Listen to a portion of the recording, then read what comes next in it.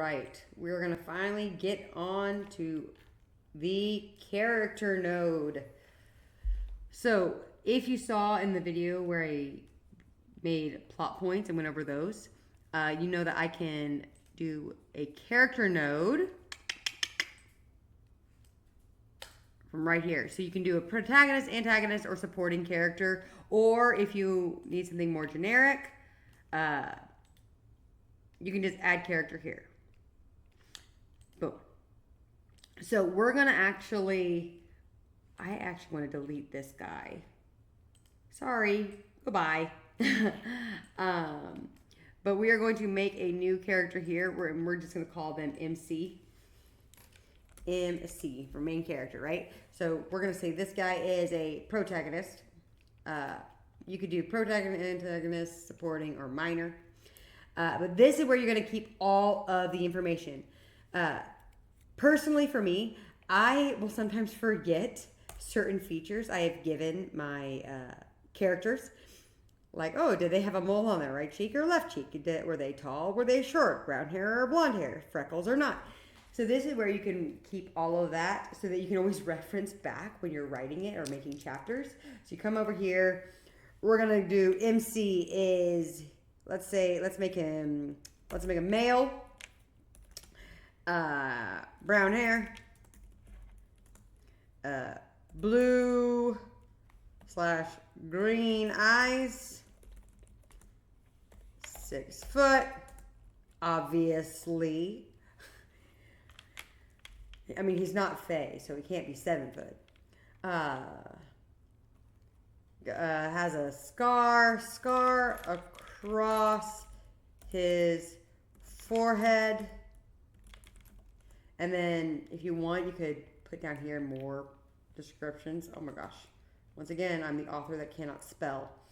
Or you can put right here, like, so scar across the forehead from childhood accident. Boom. So we have a basic description, and you can always come back and add more. Like if you've noticed more things, or if like as you write or as you're developing this character, you notice different things about them, right? Or let's say you're another protagonist or another MC like notices something else, right? So personalities, we're gonna make this guy. He is sweet, kinda dumb, golden retriever energy. Don't say that. Kinda is a word in my book. So let's say like he for certain emotions that he normally emotes with, he's happy, jumps around, wax tail, no, sad, pouts. Maybe like we bring in that scar, that the scar bulges.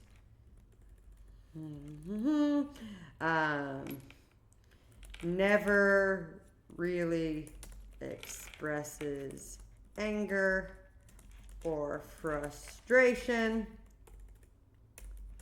Loves to please. Boom. Oh my gosh, we're really making a puppy dog protagonist. But then you can give motivations and goals. And I feel like this specific field of information is actually one of the more important things when it comes to a character node. Because when you're writing the story out or planning a campaign of some sort, character motivations can sometimes get tricky to keep track of. Especially, so for me, I have multiple characters and multiple POVs.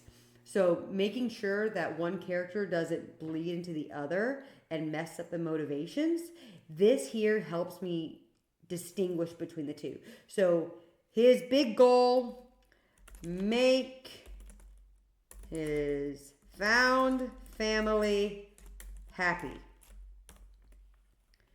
And then what's a goal he can do? He can do fetch the ball. It's a magical ball. ball that will make his family happy. And you can make this as in-depth or as shallow as you need, depending on what you need from that character for your story.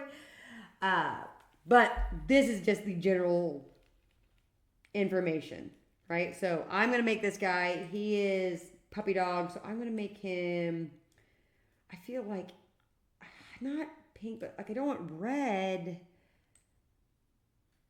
We'll go like a, no, I don't know. We'll make him a yellow. Golden Retriever. Yes, bright yellow. Boom. That's him. Okay, this is our protagonist. Now, what you can do, so some people will connect it directly from the character to their main plot, right? Create connection here. Now, oh, it's an unknown character. We will definitely need to fix that.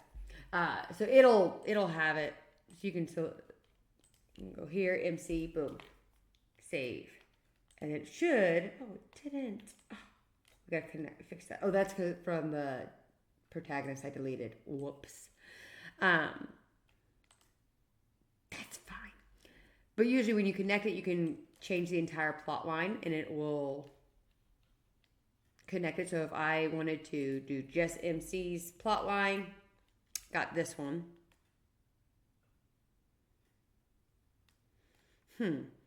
Oh, okay. I remember because I didn't set all of them. Oh, whoops.